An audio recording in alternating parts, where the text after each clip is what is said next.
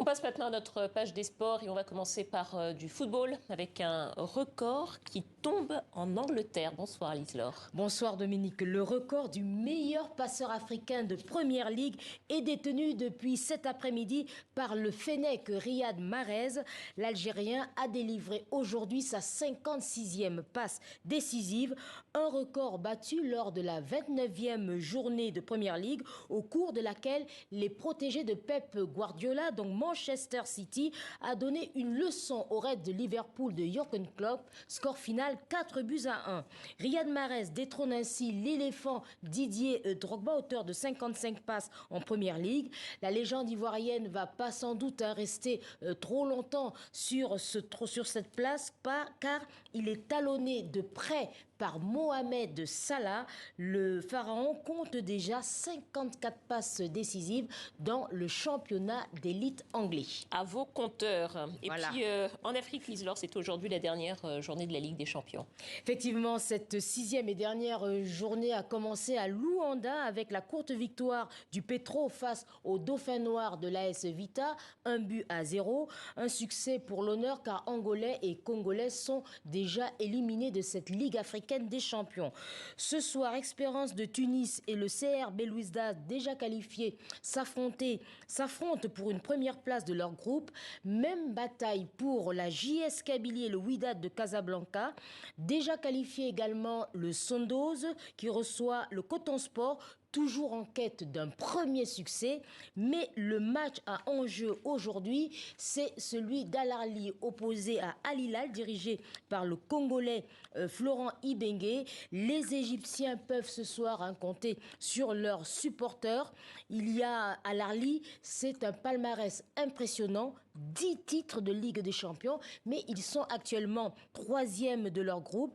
Ils doivent s'imposer à domicile parce qu'une élimination dans ce groupe serait un énorme camouflet pour la meilleure équipe du continent. Alors pour ceux qui suivent, on est presque à la fin du match. Al-Ahly mène actuellement par 3-0. Allez, on part en Afrique du Sud, Lise-Laure, pour un reportage qui va beaucoup intéresser Mamie Béa. C'est la première Coupe du Monde des Mamies Foot. On attend que vous nous en parliez.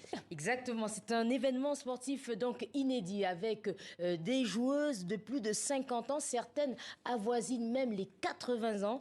Alors pour cette première, 16 équipes venues de 6 pays, parmi lesquelles la France, les États-Unis, et se sont retrouvées dans un township rural de la région du Limpopo. Tout cela a été rendu possible grâce à une femme de 55 ans qui s'appelle Rebecca Touanwissi, que l'on surnomme affectueusement Mama Beka. Alors c'est Maman 100 000 votes, c'est elle qui a organisé ce tournoi, mais c'est elle également qui était à l'initiative il y a 15 ans des premières équipes sud-africaines de grand-mères footballeuses, des mamies qui sont devenues des stars pendant la Coupe du Monde 2010 et qui le restent toujours. Regardez ce reportage de nos correspondants Joséphine Klockner et Gabriel Porometo. C'est un accueil digne de stars qui attendait les joueuses françaises à l'aéroport de Johannesburg.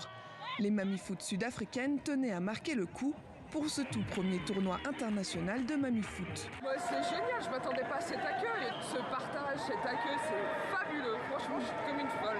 C'est incroyable, incroyable. 400 km plus loin, dans le township de Nkoankoa, les choses sérieuses commencent. Sur la pelouse, certaines joueuses approchent les 80 ans. Elles sont là pour montrer à tous qu'elles ne laisseront pas leur âge les arrêter. Ces 16 équipes internationales rassemblées pour la première fois, c'est un rêve qui se réalise pour l'organisatrice Mama Beka. Dimanche dernier, j'ai pleuré parce que quand on avait commencé il y a quelques années, ce n'était pas comme ça. Les gens se moquaient de nous et elles pensaient qu'on ne serait jamais allé loin. Mais ça, c'est la première Coupe du Monde de Mamie Foot et ça me rend heureuse. Il y a 16 ans, Mama Beka fondait dans ce même township la première équipe de Mamie Foot sud-africaine avec une ambition, améliorer leur santé physique et mentale. Un exemple qui a inspiré au-delà des frontières lors du mondial de 2010. Ces femmes sud-africaines qui jouaient au foot ont attiré l'attention des médias internationaux. Mon équipe aux États-Unis a vu une vidéo sur elles et on s'est dit mais waouh, elles sont encore plus vieilles que nous et elles jouent au foot. Mama Beka est ce genre de personne. Elle a une vision et elle fait tout pour la réaliser. Dans sa communauté, Mama Beka n'en est pas à son coup d'essai. Avec sa fondation, elle a monté d'autres actions, à commencer par un soutien aux victimes de l'épidémie de VIH dans les années 90. Elle prenait soin de ces personnes pour leurs toilettes. Elle leur donnait de la nourriture, elle leur donnait un toit. Tout le monde l'aime ici. Ils l'appellent Mama Beka parce qu'elle est charitable, comme Mère Teresa.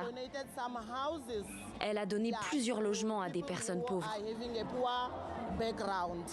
Mama Beka a de nouveau tiré de sa propre poche pour ce tournoi.